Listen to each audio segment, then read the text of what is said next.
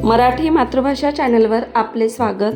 आज आपण मराठी बालभारती इयत्ता 6वी विषय मराठी नवीन अभ्यासक्रमावर आधारित पाठ क्रमांक 2 पुस्तक माझा गुरु या पाठाचा आपण संपूर्ण स्वाध्याय पाहणार आहोत.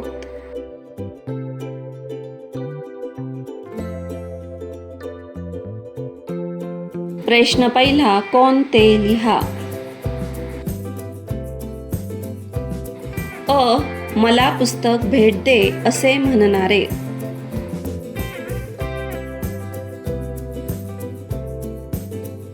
उत्तर लेखक संदीप खरे.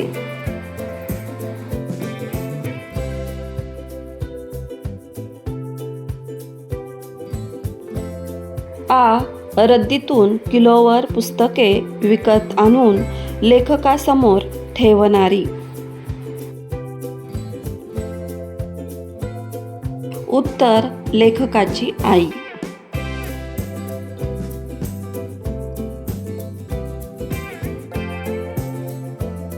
ई. पुस्तकातून लेखकाला भेटणारे.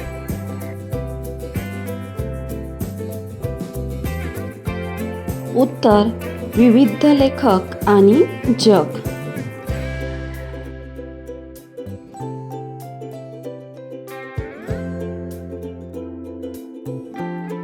ई.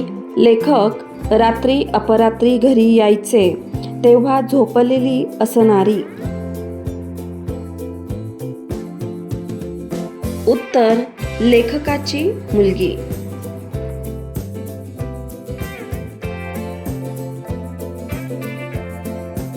प्रश्न दुसरा, कंसातील योग्य शब्द निवडून रिकाम्या जागा भरा.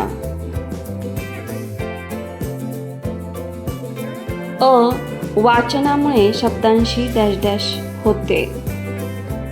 उत्तर मैत्री.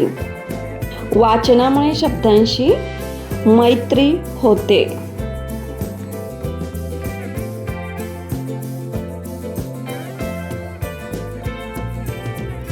आ. डॅश डॅश आपलं जगणं समृद्ध करतात. उत्तर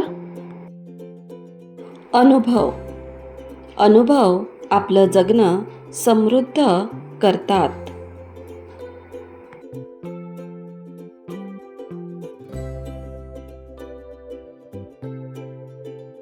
ई. माझ्या बऱ्याच कविता या मला आलेल्या अनुभवांचे डॅश डॅश आहेत. उत्तर प्रतिबिंब. माझ्या बऱ्याच कविता या मला आलेल्या अनुभवांचे प्रतिबिंब आहेत.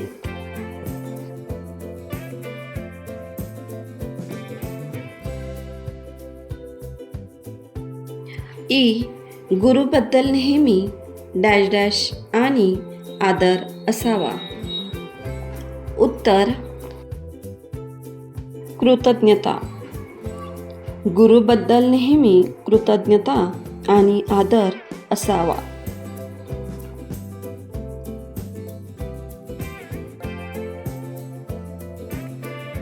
प्रश्न तिसरा, 2-3 वाक्यात उत्तरे लिहा. अ. खेळणी विकत घेण्यापेक्षा पुस्तक विकत घेणे लेखकाला का आवडायचे. उत्तर कारण पुस्तके वाचून ज्ञान मिळते. पुस्तकांमुळे विचारशक्ती वाढते आणि नवीन नवीन गोष्टी शिकायला मिळतात.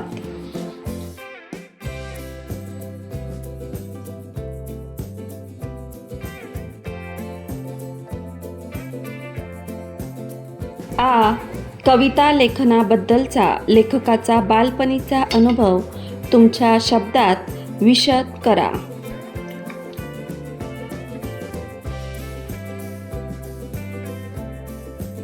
उत्तर लेखकाला बालपणापासून वाचनाची आवड होती. 4थीत असताना त्यांनी पहिली कविता लिहिली. पुढे पुस्तकांशी मैत्री झाल्याने ते नियमित कविता लिहू लागले.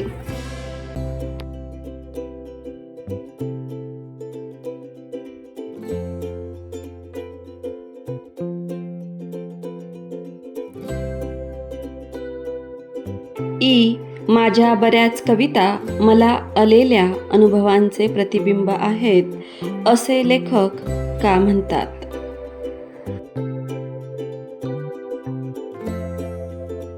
उत्तर, लेखकाला आयुष्यात आलेले अनुभव कवितेत व्यक्त करायला आवडत होते, त्यामुळे त्यांच्या कविता त्यांच्या अनुभवांचे प्रतिबिंब आहे असे ते म्हणतात.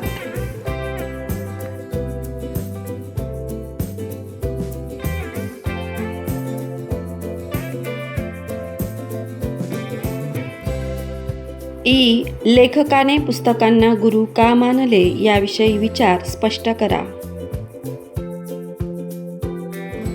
उत्तर, पुस्तकामुळे ज्ञान, विद्या, प्रेरणा आणि योग्य मार्गदर्शन मिळते. तसेच अनुभव मिळतात, म्हणून लेखकाने पुस्तकांना गुरु मानले आहे.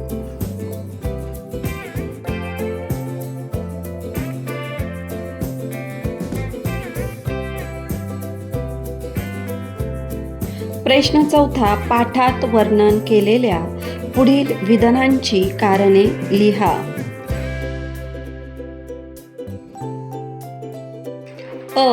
लेखकाची पुस्तके पटकन वाचून पूर्ण व्हायची. कारण त्यांचा वाचनाचा वेग खूप चांगला होता.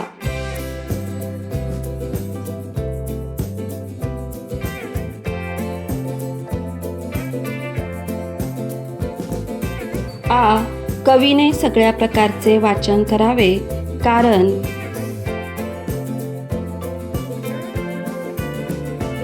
उत्तर, त्यामुळे शब्दसंपदा वाढते व विविध विषयांचे ज्ञान मिळते.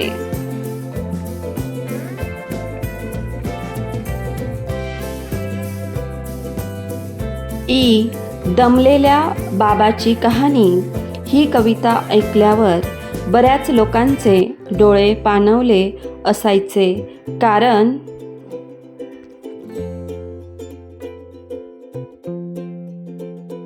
उत्तर, त्या कवितेमध्ये प्रत्येक नोकरदार वडिलांची आणि त्यांच्या मुलीची व्यथा मांडलेली आहे, जी ऐकणाऱ्यांच्या मनाला भिडते.